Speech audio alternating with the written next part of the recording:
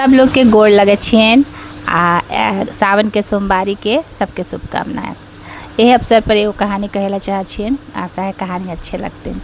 कहानी एगो युवक के है जे बहुत ही बचपन से लेके जवानी तक पढ़ाई लिखाई करे के बाद 18-20 साल की उम्र से रोज़ मंदिर जाए के प्रक्रिया शुरू कर दिलथिन।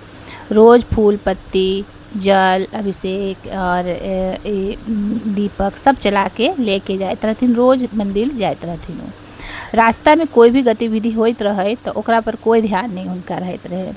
उनका खाली सीधा ध्येय रहे कि मंदिर जाके जल अर्पण करे के है, फूल पत्ती भोला बाबा के चढ़ाई के है और मने उनका दिया बत्ती करके पूजा आरती करे के है, आरती गाय के है आ भक्ति करके वो सीधे घर से कलर के नौकरी करते रहथिन। तो हुआ घर से वो सीधे नौकरी पर जाते रहथिन। यह सीधा सरल जीवन रहे।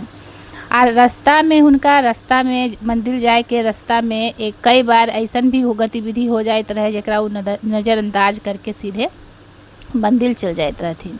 जैसे कि कहियो एगो बच्चा गिर गए, आँख के सामने खून से घुटना फूटल है आ मदद ला पुकार रहे है कि अंकल हमरा तनी पहुँचा देथिन, हमरा चोट लग गए हन। लेकिन वो सब नज़रअंदाज कर देते रहथिन। जैसे कभी कोई भूखल भिखारिए भूख ला से बिलबिलाइत हो और कहते रहे कि हमरा तनी खाए ला कुछ दे देथिन या फिर कुछ पैसे दे देथिन चाहे खाना खिला देथिन, एहो से नज़रअंदाज कर देते रहथिन। कभी केकरो मदद के ज़रूरत पड़ जाए मंदिर जाए के बीच में तो ई सब के नज़रअंदाज करके वो सीधे भगवान के मंदिर जात रहथिन, जल लेके और फूल पत्ती चढ़बैत रहथिन और वो भगवान के आरती करते रहथिन, गाना गबैत रहथिन, कीर्तन करते रहथिन। सब करके अपना फिर सीधे घर आके अपना नौकरी पर चल जाते रहथिन। यह उनका दिनचर्या रहे। लेकिन भगवान उनका कोई तरक्की नहीं देते रहथिन। ऐसने करते करते 10 बरस गुजर गए तो उनका मन में निराशा होए लगल कि हम इतना पूजा पाठ करे छी, भगवान के इतना स्तुति करत छिए, कोई कमी नहीं, फूल पत्ती आरती घी के दिया और फल मिठाई भगवान के भोग लगबै छिए, सब चीज़ करे छिए नियम अनुसार जैसे जैसे विधि लोग बतबै छिन, जितना संत लोग बतबै छिन सब चीज़ हम करत छिए। लेकिन भगवान हमरा तरक्की नहीं दै छिन, काहे नहीं दै छिन। तो ऐसा ही करते करते कई बरस बीत गए, 10 बरस बीत गए। वह साधारण सा जिंदगी वह रहे जिंदगी, कोई मतलब बदलाव नहीं अल उनका ज़िंदगी में। तो एक दिन ऐसा ही करके वो जल और फूल पत्ती अपना सब चीज़ पूजा के सामग्री लेके मंदिर जाते रहथिन।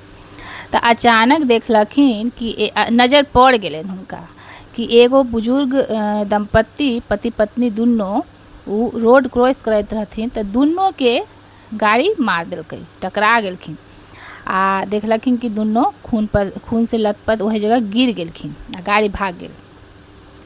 तो गाड़ी भाग गए तो ई देख के उनका हृदय में पता नहीं कितना करुणा तो रहबे करें, लेकिन सब चीज़ नज़रअंदाज कर देते रहथिन। मंदिर जाए घड़ी वो कोई चीज़ नहीं देखते रहथिन, अपना सीधे मंदिरे जाए के उनका ध्येय रहे।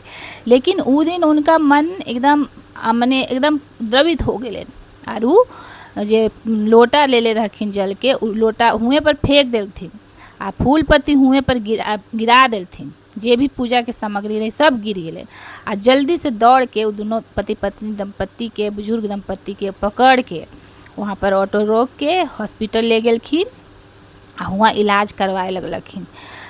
ओकर बाद जब दोनों दंपत्ति होश में अलथिन तो वो ठीक सेवा शुरू करलखिन। उनका ठीक होए के बाद उनका खूब आशीर्वाद दिलथिन और वो निसंतान दंपत्ति रहथिन। तो वो उनका अपना बेटा समान माने लगलखिन आ मरणोपरांत सब धन दौलत, बहुत बड़ा करोड़पति रहथिन। तो धन दौलत जितना रहे सब वो युवक के नाम पर लिख देलथिन।